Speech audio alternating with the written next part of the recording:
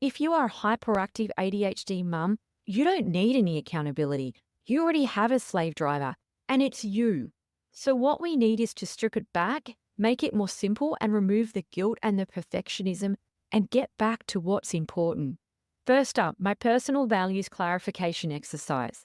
This will stop you doing the same thing over and over and wondering why you didn't get a different result. It is quick, it is simple, it is ready to implement straight away. The next part is the essential de-stress planner for hyperactive mums. You can pick these up, put these down, start anytime. It won't guilt trip you if you forget that it exists for a week. Use it to brain dump the chaos, prioritize like a boss, and stop pretending that you'll just remember everything in your head. One of the things I got sick of was reflecting at the end of the day and thinking of all the things that were really important to me that I didn't do. These resources are 100% fluff-free and made for the ADHD mum life. They're cheaper than therapy and far more satisfying than yelling at your microwave for ruining your fourth attempt at reheating coffee. This isn't about perfection. You need something that works with your life, not against you. Grab your copy now at adhdmums.com.au. and all of the links will be in the show notes. Hello and welcome back to ADHD Mums. In this podcast, we tackle the tough and often unspoken realities of motherhood, neurodiversity, and mental health. This episode follows up the mummy wine culture episode. Heads up on the content in this episode. Whilst this episode is about unhealthy habits, this does not tackle addiction. So the content in this episode is not for people who are struggling with alcohol or drug abuse. If that is you, I would recommend going to a health provider, going to see a psychologist or a specialist in those areas. But what we are talking about today is breaking free from those unhealthy habits. So whether it is turning to alcohol after a tough day, whether it is binge eating when life feels overwhelming, or whether it's getting lost in a hyperfocus. I noticed somebody in the Facebook group the other day. If you'd like to join the Facebook group, the link will be in the show notes, who got completely lost with a colouring in book, and they got so focused on finishing this entire book, they basically couldn't continue on with work, life, kids, because they were so consumed by this beautiful colouring book. Sometimes a hyperfocus can just completely overtake our lives. Sometimes we can be in a pattern of overspending, particularly in regards to a hyperfocus. I know I've been really guilty of this in terms of getting really into gardening and then spending a huge amount of money on plants and all of these materials and things that I think I need. And then 3 weeks later, all of those plants have died and I just don't continue with it. So sometimes in the moment, it can feel like those patterns are impossible to break. But this episode isn't about willpower or blaming yourself. If you're somebody who's feeling stuck or overwhelmed by unhealthy habits, let's say you're going brand new into 2025 and there's a few things from last year that you just want to not do this year, we're going to explore why habits form, how they're connected to neurodivergence, and then most importantly, what strategies can help you to shift towards habits that actually support you and your values. So let's get started. A lot of us are already aware of ADHD and the way our brain works. So I'm going to go over it real quick in terms of habit formation. If we look at the science of our brains, we know that ADHD brains crave instant gratification. Now, this is not a character flaw. This is the way our brains are wired. If you've ever been frustrated with one of your children who just sees something, needs it, and just start asking, and it's like you just saw it 5 minutes ago and now you need it, and you're acting as if you're just going to die if you don't have it, that is instant gratification. So when we're doing a reward chart for an ADHD child, we are going to need to give them the reward a lot quicker than we would with a neurotypical child. Most people on this podcast know that people that have ADHD are dopamine deficient, which means that they are going to look for behaviors that are going to give them a quick hit of dopamine. For example, wine or any alcohol, chocolate, drugs, scrolling social media can be more tempting. We know the research is there in terms of ADHD and addiction. And we also know that ADHD teenagers are particularly impulsive and they will look for that dopamine. And they will look for it more than a neurotypical child. But the good news, our brains are also highly neuroplastic, which means that we can rewire those patterns with consistent effort. There is hope here. But I think the first step is to be aware that it's going to be harder for you. So if you're just following along a neurotypical plan and they say these are the things you should do and they don't work for you, there may be reasons why. So first up, we really need to understand that our brain is going to influence our actions. If you find it really hard to kick an unhealthy habit, I think it's really validating to know that it is going to be harder for you if you have ADHD. So instead of saying, I should be better, why am I still doing this? Maybe try and think about, this isn't my fault, it's my brain. I know it's going to be a little bit harder, but it doesn't mean I can't do it. Think about the language that you're talking to yourself and try to be more positive. So even, I know I can do it. My brain seeks dopamine, but I know that I can get it elsewhere. There is dopamine from healthy habits. So when you feel the pull towards the unhealthy habit, we want to have a look at creating delays and some things that we can do around that to put barriers in place so it's not as easy. To start with, we want to have a look at what an unhealthy habit is. It's going to be different for everybody. One person's healthy meal and a good day of eating for them could be someone else's binge. So how do we know whether something is healthy or unhealthy? One of the things that I look at is the why. For example, I have had a lot of issues over the years with eating from my kids' lunch boxes as I pack them. And I usually pack the stuff that doesn't need to be really fresh the night before, like, let's say, potato chips or, probably more of that snacky food. I am very guilty of having ADHD medication during the day, getting very busy with work and life, and then at the end of the day, maybe not having much for lunch, and then feeling super hungry as my Vyvanse would have worn off. Then I would just find myself eating nacho chips, like a lot of them. And also I would enjoy having, let's say, a glass of champagne. So now you've got wine or champagne and chips every afternoon. And of course, I'm not monitoring how much because I'm telling myself it's one glass and it's a couple of chips. But is it really? So if I look at the why that I'm doing that, it's more around managing anxiety, overwhelm, trying to decompress from a really stressful day, the fact I haven't eaten or drunk much, so I'm not making the best decisions. So if I look at that, I would say that was an unhealthy habit for me. We know that ADHD brains are going to be more prone to seek a quick fix for discomfort. However, some of these unhealthy habits are kind of band-aids, and it's a band-aid for a wound that needs stitches. So for example, if you were to look at stress or anxiety, which can be a major reason why people do some of these unhealthy habits, there are so many inattentive ADHDers that will tell me stories about how they will sit on the couch for a very long period of time. 2 hours plus is nothing to avoid doing the one job that would have taken 10 minutes. The scrolling on social media becomes kind of like a band-aid where you need to do it to decompress instead of addressing what needs to be done. The scrolling on social media or having the champagne and the chips does help for a moment. It does help. It does feel good. Oh my God, it does. But it also doesn't address the root of the stress or the challenge. The next day, you need more of that because your band-aid that you were using, which is your unhealthy habit, will come off and then you need another band-aid. So over time, the wound that you're covering up every day with an unhealthy habit can get infected, can get worse, and you're putting on a new band-aid every day and you need it to get through. And that is where I believe an unhealthy habit forms. So instead of addressing what needs to be done, for example, with me and my champagne and my chips, instead of addressing the fact that I push myself too hard, I don't give myself proper breaks, I don't have lunch, I don't have enough to drink because it just feels like I finally get to work after having the kids so much that I just can't sacrifice moments to look after myself properly during the day. So I have to band-aid that with my 5 o'clock in the afternoon champagne and chips. But I know that if I actually addressed what I was doing during the day, I probably wouldn't need that, particularly around eating more protein. So I wouldn't be craving those kind of like fatty foods in the afternoon. So then I need the band-aid every day because I'm not addressing what's really going on. So have a look at the way that you're using, let's say, for example, binge eating or scrolling, some of those unhealthy habits that most people do. Have a think about the why behind it. Why are you doing it? What does it stop you from doing? And how are you using the habit? For example, are you scrolling because you're really overwhelmed?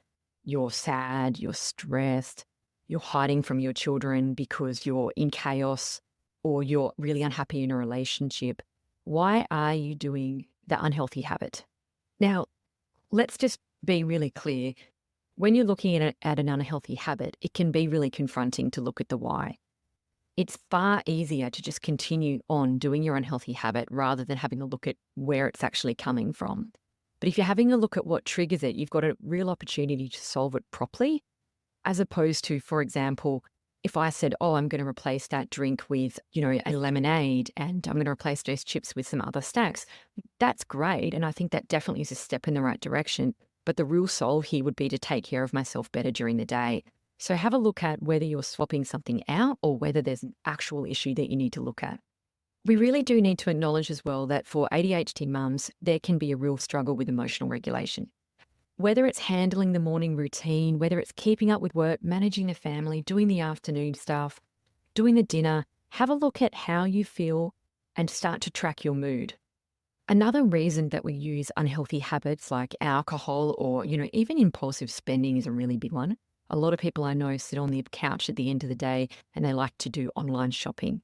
And I'm guilty of that too, because it really feels like you need that thing and you're being productive. But actually, if I'm honest, probably that's not true. But using these things can be a way of turning off the brain, quieting the noise, stopping thinking, turning off, chilling out. So that can be in relation to alcohol and marijuana, drug use, but it can also be in relation to binge eating, online shopping, scrolling, any of those habits that take you away from that moment.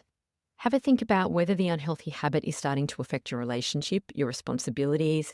I know that I mentioned before there was someone in the Facebook group that was getting really snappy at their partner, at their children, because they just wanted to go back and do the colouring book that they were so desperate to finish because that hyperfocus had completely taken over their lives. And don't we all know that? Because sometimes, that just drive, that desperation to just clean out that cupboard that you just thought of does feel overwhelming. And you can feel quite agitated when other people get in the way of what you really want to do. So have a look at what this habit is giving you and what it's taking from you. You might think that they're helping you handle stress, but you may be creating more stress or conflict by using that habit. So really obvious one, you might find that in the afternoon or at night time when you're doing your online shopping, it feels really good. And you think you're being productive by getting things that you need without having to go to the shops. However, if you're really honest with yourself, what are you doing? You may be going over your budget. You may be putting your relationship at risk if you've got shared bank accounts and you're in a healthy relationship. And I'm not talking about someone in a coercive control relationship where they're monitoring your spending, but I'm talking more about you have a budget that you've agreed on in a partnership and then you are constantly blowing those budgets out. Or maybe the way that you're spending means that you can't take a holiday, which is impacting everybody. If you are starting to ask the question, should I cut this habit back? Then I would say your intuition is probably onto something. Now we've identified what habit it is that you would like to change. Track how often you are doing the thing that you would like to stop doing. So for example, online shopping, I would track mood. If you have an Apple Watch or any type of journal, track mood, definitely track your cycle, your alcohol intake, your sleep, anything that you think might be impacting, and start to see if there's any patterns. And I really love to do this with kids because if you have a child that is doing something particular that you would like them to not do, if you track back what they're eating and sleeping and what it looks like, often there's a real pattern, and then you can figure out what it is that needs to change really to stop them doing what you think they're doing just randomly during the day, but actually you may find that it's coming from tiredness or particular food, or what is it that's happening in the days before that that is triggering that behavior. Now, reducing or stopping a habit can be really challenging. If you've been using this habit as a stress release or some type of social ritual or like an emotional regulation thing, it can make you feel in the short term quite good. A lot of therapists, if you went to see a psychologist, would use cognitive behavioral therapy, which is CBT. CBT is about identifying and reframing beliefs. For example, this may be a belief. I need a glass of wine to relax. I need to drink a glass of champagne when I pack the lunch boxes. That's my me time. Start to really pinpoint what the thought pattern is and then replace them with a healthier statement or thought pattern. So it might be that relaxation comes from self-care, not from a substance. I can relax with a lemonade. I can relax anytime. I can relax with music. Think about what you can do to reduce stress. Could you ask for more help? And I know it's tricky because we often can't ask for help. We don't have a lot of people around. I get it. There's no village these days, is there? But if stress is the problem, have a look at ways to reduce stress in other ways. So for example, if I know that school lunches is a real big thing for me and I find it really challenging to do without something to eat or drink, I might line up my husband and ask him to hang out with me while I do it. I might ask him to do it with me. I might replace alcohol with, let's say, for example, a non-alcoholic version, or also possibly music. Or my child, I might ask them to do something with me, play a game. I might listen to a podcast. What is it about the lunches that I find so difficult, and what can I do to make it seem more fun, more dopamine filled, without using the chips and the alcohol? Maybe at night when I'm watching TV, if you're one of those people that watches TV but then is on their phone, which is such an ADHD thing to do, by the way, is to watch a TV show while also being on your phone. But maybe if you're doing online shopping at that point, you can replace that with, for example, like the online coloring or the mindful coloring, or something else that gives you that regulating feeling without you spending a lot of money. Another thing that CBT will often talk about is doing like a bit of a micro delay. Remember, we are dopamine seeking, instant gratification beings. When we feel the pull of the unhealthy habit, if you create a small delay, that will actually be quite powerful. Even a 10-minute timer, and in that window, do something grounding. Maybe you do some breath work. If that's not your thing, go for a small walk. Do something to just sit with the urge for 10 minutes. Now, the micro delay is going to weaken the impulsive pathways in your brain. There will be something about that 10 minutes that will drastically change your thought pattern. What you do in that 10 minutes is really important, though. Make sure you do something positive and something that you know will reduce stress if that's why you're doing the thing. You also might want to look at having word to your friends and family if that feels comfortable for you, to get them on board. Try and get a buddy to change the narrative around the habit that you're trying to not do anymore. I know we all know about mindfulness, but there's Headspace, there's Calm, there's so many great apps. Think about experimenting with other dopamine activities that are healthier, like yoga. Some people do hot and cold therapy. There's breathing exercises. There's journaling. A lot of people really love journaling, like, what am I feeling? Why am I turning to this? Start to untangle the why and ask yourself questions. One of the things that I really love doing, which I thought was really silly, but I actually really love it now, is I love a good dance party. I mean, how long has it been since most of us have been out to the club? Forever. So what I do is I turn the music on, and I usually put some old 80s or 90s R&B, and I pretend I'm in a club and I dance with the kids to try and get some dopamine out. I never feel like doing this, and when I should do it, I never want to, and that's when I force myself. It always picks me up. The kids know, do not fight when mummy's got 90s R&B mix on. And you know what? They actually don't fight because they're so busy dancing and laughing, and it can change the energy. I really love that strategy, and it also shows kids how to regulate. If you want to give yourself a challenge around habits, I love going into the Facebook group. There's a great Facebook group for the ADHD Mums podcast. It's in the show notes. You might look around, involve a partner, a friend, or somebody in the group and say, hey, I'm going to do a challenge. Let's keep each other accountable. Online friends are great. Another lifestyle change that everyone knows about but doesn't want to do is exercise and eating well. Even short bursts of movement, even a 10-minute walk, walking up a hill, dancing can lift your endorphins, and that can mimic the uplifting effect of whatever it is that you are trying to kick that habit. So maybe it's going for a walk, maybe it's taking some time out, maybe if you live near a park or a beach, take the kids and go for a walk, play with your dog, try and get dopamine fix somewhere else. There's also some great YouTube workout videos. If you've got kids with you and you can't go to the gym, I really enjoy the pick-me-up from exercise, even though I never feel like exercising. So we really want to have a look at reframing the unhealthy habits.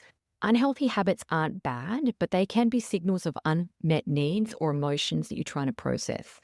The key is to reframe them without judgment. So instead of labeling a habit as a failure, you might ask yourself, what is this habit trying to tell me? Maybe it's boredom, loneliness, or need for comfort. What is it about this unhealthy habit? What am I getting out of it that I can't give up? The next time you feel the habit pulling you in, ask yourself, what am I avoiding by wanting to do the habit? Or what am I seeking by wanting to do the habit? Is the habit helping me? Is it a short-term fix? Also, show yourself some compassion. So let's not focus on the shame or the guilt, and let's remind ourselves that habits are coping mechanisms.